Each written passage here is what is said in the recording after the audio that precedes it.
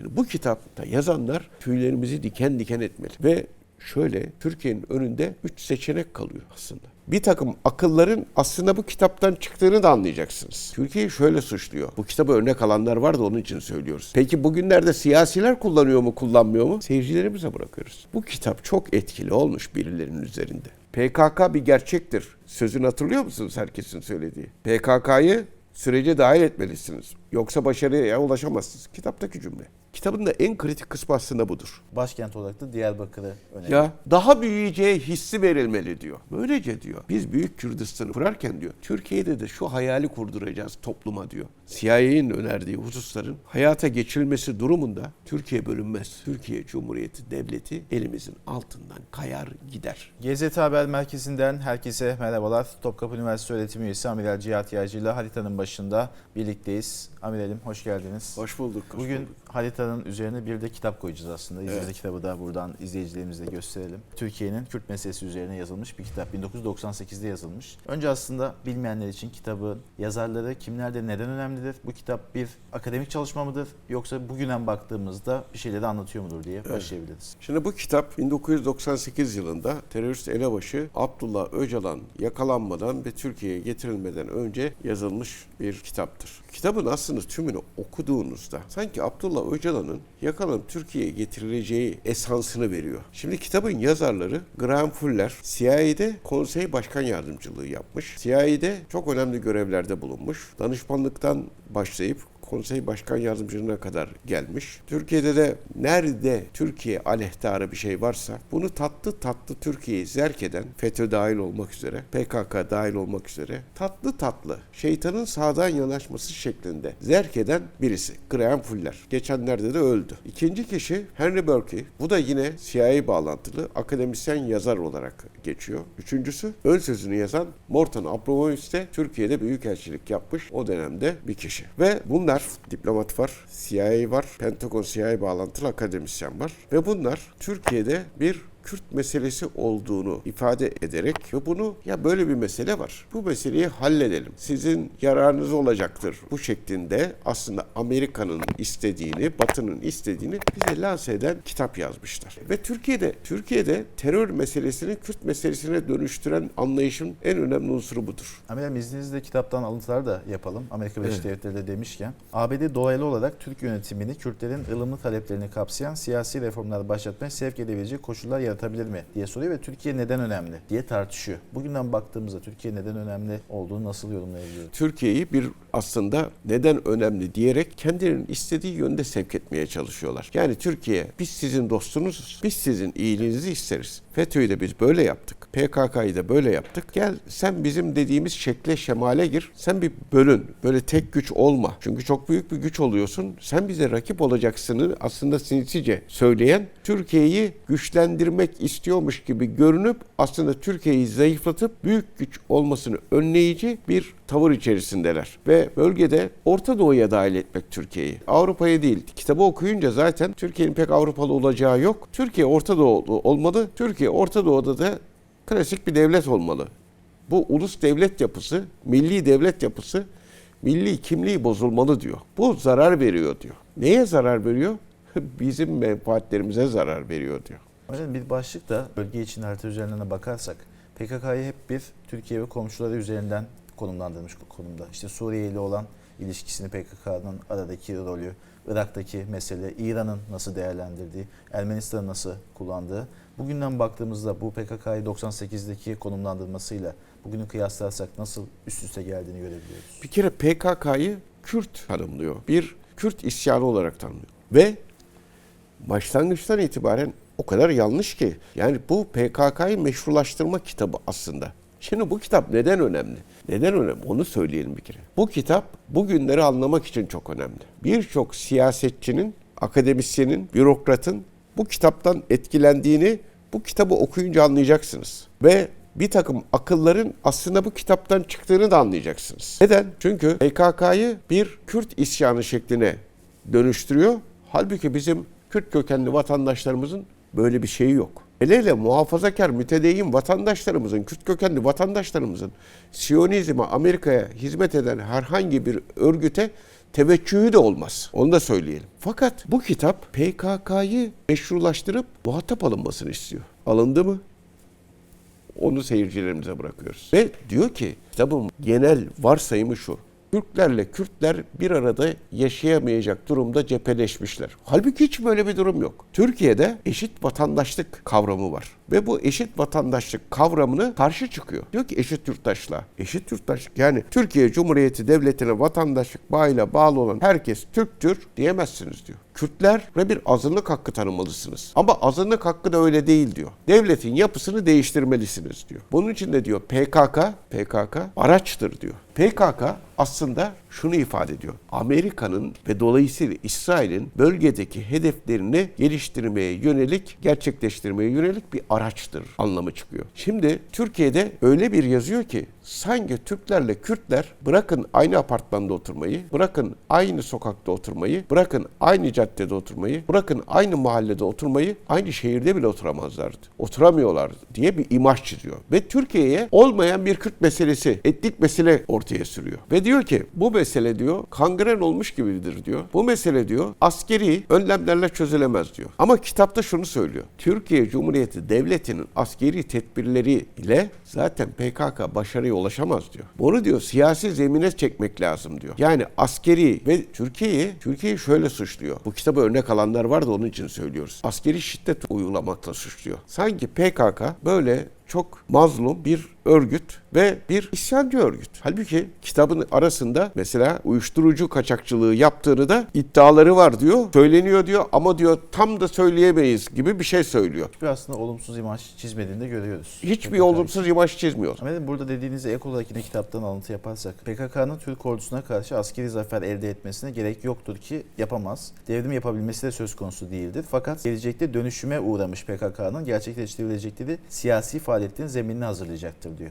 Nedir bugünden Diyor ki PKK ne zaman zafere ulaşır diyor. Müzakere masasına oturtturduğu zaman Türkiye Cumhuriyeti Devleti'ni diyor. O zaman diyor silahlı mücadele bitmiştir diyor. PKK amacına ulaşmıştır diyor. PKK kendisini muhatap olarak kabul ettiriyorsa diyor, liderini muhatap olarak kabul ettiriyorsa zaten silahlı mücadele bitmiştir. Yeni safhaya geçilmiştir. Siyasi dönüşüm safhasına geçilmiştir ki bu büyük bir başarıdır diyor. Geldiğimiz nokta acaba o nokta mı? PKK ya da PKK elebaşı İmralı'daki muhatap alındı mı? Bu kitapta yazan müzakere masasına Türkiye çekildi mi? Devlet çekildi mi? Soru budur. Soru budur. Şimdi burada özet olarak söyleyecek olursak çok önemli, kitabı iyice okumak lazım. Biz okuyunca çıkardık biliyorsunuz. Bu kitabı da ben epeydir gündem yapmaya çalışıyorum. Çünkü bu kitapta yazanlar maalesef geçtiğimiz dönemde ve şu dönemde bir takım kişilerin özellikle ortaya sürdüğü bir süreç, bir akıl olarak ortaya çıktığını görüyoruz. Şimdi diyor ki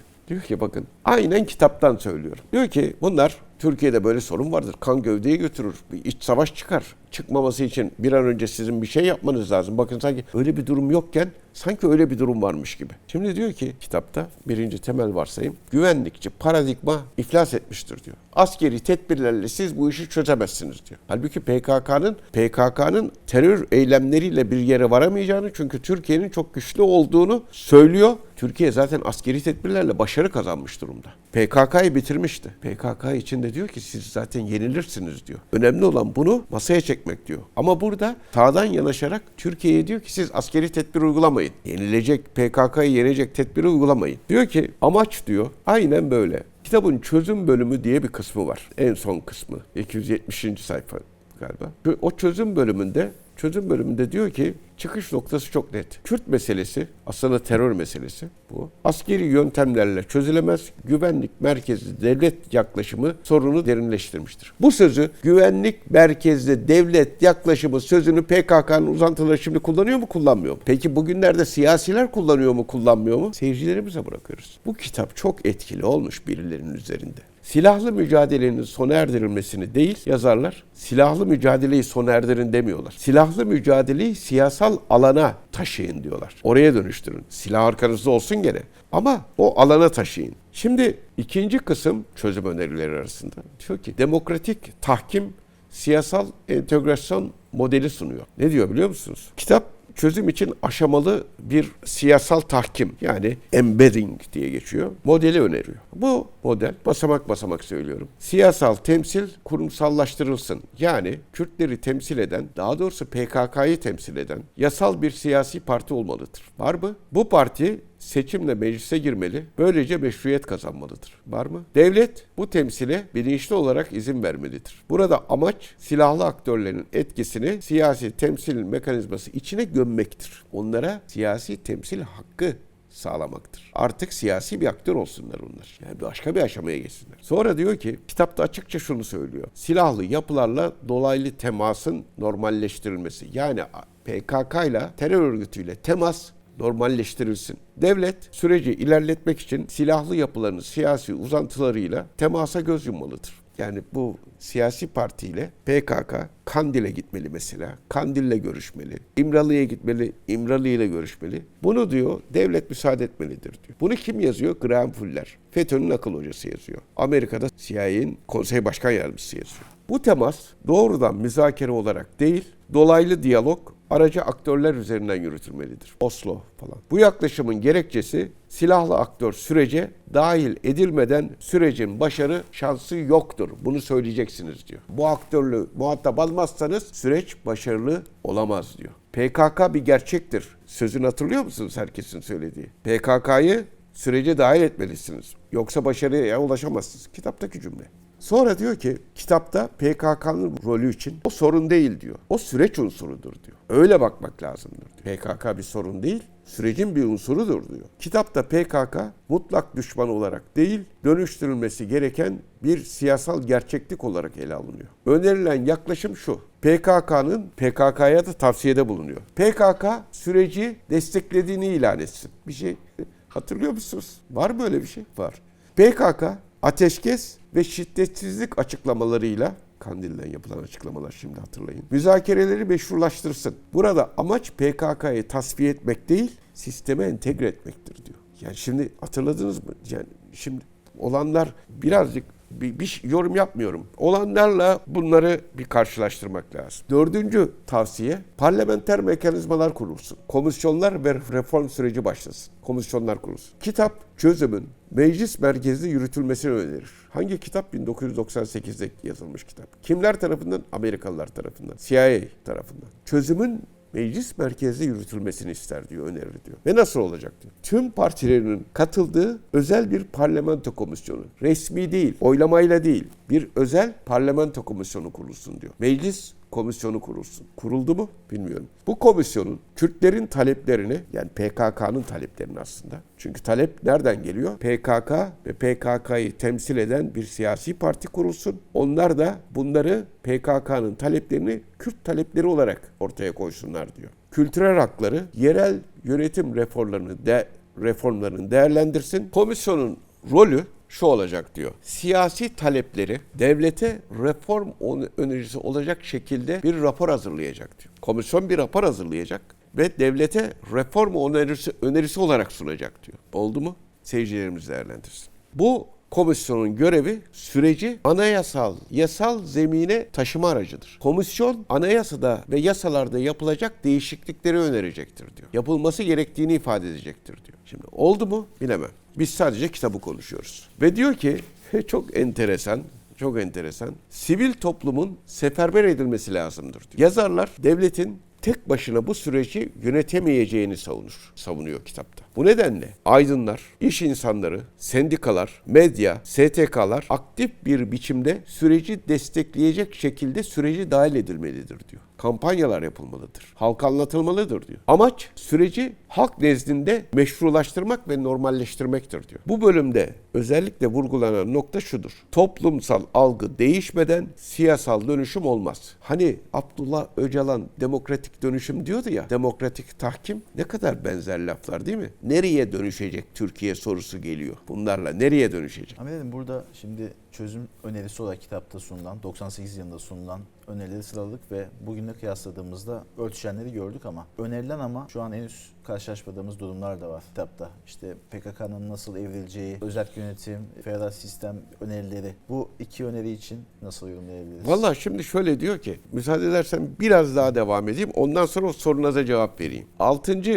husus, af ve entegrasyon süreci var kitapta. Çok enteresan. Kitap örgüt mensuplarını ikiye ayırıyor. Diyor ki, bir, şiddete doğrudan karışmamış olanlar. Eylemlere fiilen karışmamış, terör eylemlerine fiilen karışmamış olanlar. 2. Ağır suçlara karışmış olanlar. Şiddete doğrudan karışmamış olanlar affedilebilir, sürgünden dönebilir, siyasete katılabilir, topluma entegre edilebilir. Bunun için yasal düzenleme yapılması lazım diyor. Ağır suçlara karışmış olanlar, yani askerlerimizi bizzati şehit etmişler, karakol basmışlar, aranıyorlar, kimlikleri belli. Bunlar diyor sürecin ilerleyen safhasına bırakılır diyor. Zamanla koşullar oluştuğunda gündeme alınır diyor. Şimdi devleti suçlu olarak gösteriyor. Bütün suç Türkiye Cumhuriyeti Devleti'nde. Diyor ki kitabın başında diyor ki bu diyor Kürt meselesi. Hani bizde bazıları diyor ya bu Cumhuriyet'le oldu falan. Orada kendi kendini, bu da öyle diyor ama kitabın başında kendi kendini yalanlıyor. Neden? 1800'ün başında 1805'lerden itibaren Osmanlı Devleti'nin yıkılması sürecinde İngilizlerin ve Rusların etkisiyle ciddi Kürt ayaklanmaları olduğunu söylüyor.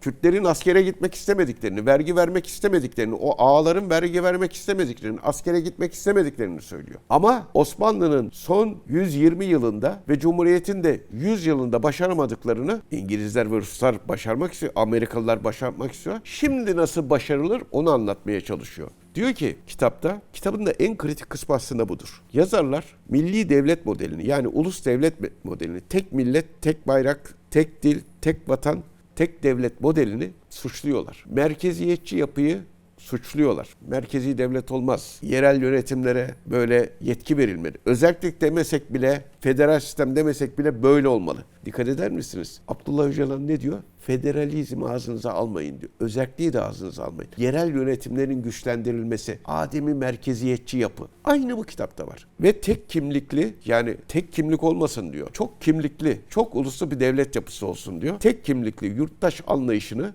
sorunun temel kaynakları arasında görüyor. Kitap aslında bugün Kürtlerin Türkiye'de Kürt kökenli veya başka kökenli vatandaşların hiçbir şekilde ayrıma uğramadığını da söylüyor. Yani diyor ki eşit yurttaşlık var diyor. Ama diyor Türklük, ki Atatürk'ün sözleri de var. Ona rağmen Atatürk diyor ki Türkiye Cumhuriyeti Devleti'ni kuran Türkiye halkına Türk milleti denir diyor. Bu etniktir diyor. Amerikan etnik değil, İngiliz etnik değil, Fransız etnik değil, Alman etnik değil, Rus etnik değil, Türk etnik oluyor. Bunu suçluyor. Sorunun temel kaynaklarını Türkiye'nin üniter yapısı, üniter devlet yapısı, merkeziyetçi devlet yapısı, her devlette olduğu gibi onu Türkiye'de suç olarak görüyor. Neden? Orta Doğu'da böyle bir şey biz istemiyoruz. Bu ancak Batı'da olur. Orta Doğu'da sizin olacağınız şey böyle Lübnan gibi, Irak gibi, Suriye gibi çok kimlikli, çok uluslu, böyle paramparça bir devlet yapısı. Biliyorsunuz Irak'ta demokrasi, Amerika'nın getirdiği şey aynen Irak'ta uygulanmışsa. Irak'ta mesela Cumhurbaşkanı Kürt, Başbakan Şii, Arap olacak. Anlatabildim mi? Ya böyle bir şey. Bu eşit yurttaşlık mı? Mesela ben Arap'ım, Cumhurbaşkanı olamıyorum. Ben Kürdüm, başbakan olamıyorum. Bu mudur demokrasi? Böyle bir şey olur mu? Sorunun temel kaynağı bunu görüyor. Halbuki sorunun temel kaynağı şu. Modern devlet yapısının Orta Doğu'ya, bizim istediğimiz modele uymuyor. Bu modern devlet yapısı ulus kimlikli, ulus devlet hepsi zaten Batı. O yapı devrilsin diyor. Önerilen alternatif ne biliyor musunuz? Diyor ki önerilen alternatif. Çok kimlik temelli çoğulculuk. Birkaç ulustan oluşan bir devlet. Çok uluslu. Paramparça yani. Bosna gibi olsun diyor. Lübnan gibi olsun diyor. Yerel yönetimler güçlendirilsin. Merkezi devletin yetkileri gevşetilsin. Açıkça bölünme savunulmuyor ama aslında üniter yapıyı fiilen aşındıracak bir siyasal zemini tarif ediyor. Diyor ki aslında şunu söylüyor. Bir, yerel yönetimler güçlendirilecek, ademi merkeziyetçi yapı. Dikkat edin, bugünlerde de yerel yönetimlerin güçlendirilmesi lafı çıktı. Ademi merkeziyetçi aynı model uygulanıyor. Suriye'de de ademi merkeziyet vardı değil mi? Yerel yönetimlerin güçlendirilmesi aslında bu özellik demek. Diyor ki dil, ana dilde eğitim, burada. Amerika'da falan olmaz bu diyor aslında. Avrupa'da olmaz ama Türkiye'de olmalı diyor. Türkiye başka bir modeldir diyor. Allah Allah. Ve diyor ki Kürt kimliğinin tanınması, kültürel siyasal haklar tanınması, yerel düzeyde güçlenme öneriyor. Ve devletin parlamento içerisindeki bu kurulan komisyonların sundukları raporlarda bütün bu hususlar yer almalıdır diyor ve bu yer alan hususlar devlet tarafından uygulanmalıdır diyor. Şimdi modelin temel ayakları şu, özetleyecek olursak. Kürtleri temsil eden değil aslında Kürt. O diyor ki PKK eşittir Kürt diyor. Halbuki öyle değil. Yani PKK'yı temsil eden yasal bir siyasal partinin kurulması. Bu partinin seçimle meclise girmesi ve meşruiyet kazanması. Çek atıyoruz şimdi. Temsil mekanizması içerisinde PKK'ya yakın isimlerin de yer alması, devletin bu yapıların silahlı aktörlerle temasına göz yumması, meclis çatısı altında çok partili özel komisyonlar kurulması, sivil toplumun, aydınların ve iş dünyasının süreci topluma kabul ettirmesi, soru işareti, şiddete bulaşmamış örgüt mensuplarının sisteme kazandırılması, ağır suçlarının dönüşünün zamana yayılması, üniter ulus devlet modelinin aşındırılması. Bu model açıkça bir bölünme değildir ama fakat Türkiye Cumhuriyeti'nin elimizin altından kayıp gitmesine giden yolun döşeyen bir siyasal mimaridir. Şimdi bu kitapta yazanlar tüylerimizi diken diken etmeli ve şöyle Türkiye'nin önünde 3 seçenek kalıyor aslında. Ya bu gidişe dur diyecek, ya kimlik temelli siyaseti normalleştirecek, yerel siyasal alan genişleyecek ve fiili özellik gecikmeli çözülmeye neden olacak. Yani ya devlet kırmızı çizgilerini koyacak, buna müsaade etmeyecek. Bu hukuku, anayasayı, yasaları çözülmeye doğru giden şekilde değiştirmeyecek. Aslında en uygun, en risksiz olan bu. Devlet burada bir kontrollü fren yapması lazımdır. Ben anayasayı, yasaları bu senin dediğin gibi değiştiremem, bu çözülmeye gider. Çünkü ikincisi dediğim gibi yumuşak ayrışma. Ben kimlikleri kabul ediyorum. Etnik temelli siyaset yapılmasını da dünyanın hiçbir yerinde etnik temelli siyaset olmaz aslında. Modern devletlerde. Onu da kabul ediyorum. Derse işte bu gecikmeli bir özellik ve çözülmeye gider. Bir de beklentiler gittikçe, zaman geçtikçe beklentiler yükselir. Çatışma ortamına tekrar dönülür. Şimdi devletler silahla yıkılabilir, hakikaten savaşla yıkılabilir ama gerçekten hukuk ve kavramlarla çözülür. Türkiye'yi hukuk ve kavramlarla çözmeye yönelik yazılmış bir kitaptır bu kitap. Bu kitap öyle bir kitaptır. İkinci kitapta onun arkasından bu kitaptır. Türkiye'yi nasıl çözeriz? Yeni Türkiye Cumhuriyeti nasıl olur? Bu kitabı da okumuş siyasetçiler, aşılanmış, yönlendirilmiş siyasetçiler ve akademisyenler vardır Türkiye'de. Onlar da bunun savunuculuğunu yapmaktadırlar. Bu iki kitabı okuyan kimler tarafından yönlendirildiklerini gayet iyi anlarlar. Şimdi bu modelin Doğukan aslında 1998'de yazıldı ya bu kitap. Bu modelin Irak'a, Suriye'ye ve İran'a da diyor ki örnek olabilir. Ve diyor ki Türkiye bizim dediğimiz gibi yaparsa çok uluslu yani Kürtler, Türkler falan. Peki kendi kendine soru soruyor. Diyecekler ki diyor şimdi bazıları. Ya Türkiye'de sadece etnik kökeni farklı olanlar Kürtler mi? Bilmem Çerkezler var. Araplar var. Diyor ki onlar ayrı. Onları katma. Onları karıştırma. Sen sadece Kürtlerle ilgilen çünkü benim projem bu. Onlar önemli değil. Onlar azınlık. Peki Kürtler azınlık statüsüne alınırsa yok azınlık olmasın. Diyor ki Kürtlere azınlık hakları tanınmalıdır diyor. Sonra azınlık olmasın diyor. Azınlık hakları tanınması demek yurttaş haklarından tamamıyla faydalanamamak demek. Şimdi halbuki hepimiz bu memleketin eşit yurttaşıyız. Yani bir Kürt kökenli vatandaşla bir Türkmen Yörük kökenli vatandaş arasında ne fark var? İstediği okulda okuyabilir, istediği yere yerleşebilir, istediğini alabilir, zaten de böyle olması lazım. Kökeninden bana ne, dininden, mezhebinden bana ne? Diyor ki böyle olursa diyor, Türkiye bunu çözerse diyor, buralarda da diyor etki alanı olur diyor 1998'de. Henüz o zaman ne Irak çözülmüş, ne Suriye çözülmüş, ne de İran çözülmüş durumdadır. Türkiye'de bu modeli geliştirip ondan sonra buraları çözmeye çalışıyor. Halbuki Türkiye çözülmesine, kendisinin çözülmesine müsaade etmedi. O zaman Irak'a geçtiler. Irak'ı çözdüler. Sonra Suriye'yi çözdüler. Suriye'nin alanında. Şimdi İran'ı çözüyorlar. Dolayısıyla bu model, önerdikleri modelle Türkiye'nin güçlenmesi değil, aslında sözde Büyük Kürdistan dedikleri Siyonistan oluşmasının önünü açmak için yazılmış bir kitaptır. Amirim, Kürdistan için de bir paragraf var yine kitaptan. Türkiye'nin Kürdistan kavramını yeniden etraflıca düşünmesi gerekmektedir. Türkiye topraklarında kurulacak Kürdistan, güneydeki Irak Kürdistan'ı, hatta doğusundaki İran Kürdistan'ı ve Bağdat'ta Tahran yönetimleriyle çok büyük olasılıkla doğal ve organik bağlar kuracaktır da diyor. Başkent olarak da Diyarbakır'ı öneriyor. Ya gördünüz mü? Ve Türkiye'de de bazıları diyor ki biz Orta Doğu'da etkili olacağız. Değil mi? Biz bunu yaparsak aynı bu kitap işte bu kitap. Kürdistan ismi kullanılmalı diyor. Kabul edilmeli diyor. Bakın siyasal parti uzantısı da aynı şeyi söylemiyor mu? Kürdistan baroları diyor. Kürdistan bilmem neleri diyor. Yani bizim Elazığ bile, ikimizin de memleketi Elazığ. Benim akrabalarımın önemli kısmı Maraş'tadır. Maraş, o da Kürdistan diye gösteriliyor. Yani hadi çık bakalım Maraş'ta, Elazığ'da burası Kürdistan'dır diye bir yürüyüş yapmaya kalk, bak başına ne geliyor. Ama onlar için buralar da hep Kürdistan. Şimdi bu Kürdistan, Türkiye bunu kabul etmeli. Bunun da diyor daha büyüyeceği hissi verilmeli diyor. Böylece diyor biz Büyük Kürdistan'ı kurarken diyor Türkiye'de de şu hayali kurduracağız topluma diyor. Aslında daha da genişliyoruz. Etki alanımız daha da genişliyor. Ama iş şu anda burada Kürdistan kurulmasıyla Türkiye'nin etki alanı genişleyeceği iddiası aslında tersine olmuştur. Buralarda sözde Kürdistan, özde Siyonistanlar kurularak hem Irak'ta hem Suriye'de hem de şimdi PEJAK vasıtasıyla İran'da kurulan bu sözde Kürdistanlar, Siyonistanlar kurulması planlanan Türkiye'nin içerisini de alıp aslında Türkiye'nin ulus devlet kimliğini, Türkiye Cumhuriyeti'ni ortadan kaldıracak yapıdır. Türkiye, bakın ben Türkiye'nin bölünmesinden korkmuyorum. Bu kitabı okuyunca herkes bunu anlayacak. Bu önerilen hususların, CIA'nin önerdiği hususların hayata geçirilmesi durumunda Türkiye bölünmez.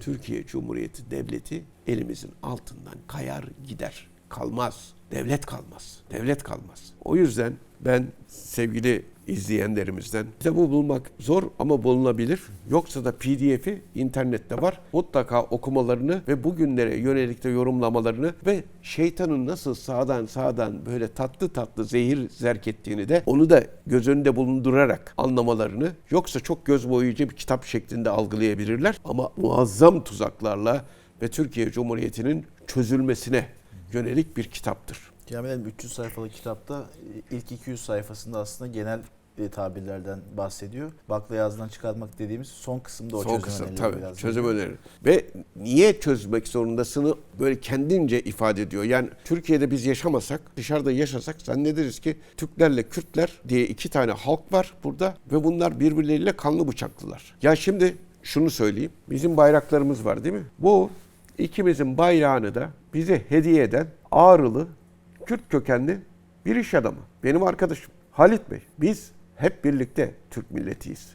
Bunu hiç unutmamak lazımdır. Teşekkür ederiz Amirim. Sağ olun. Bugün harita'dan biraz taştık. Kitap tahlili yaptık ama umuyorum takipçilerimiz de, izleyenlerimiz de hem bu sürecin nereye evrileceğini, 98'de ne öngörüldüğünde daha net görmüş olur.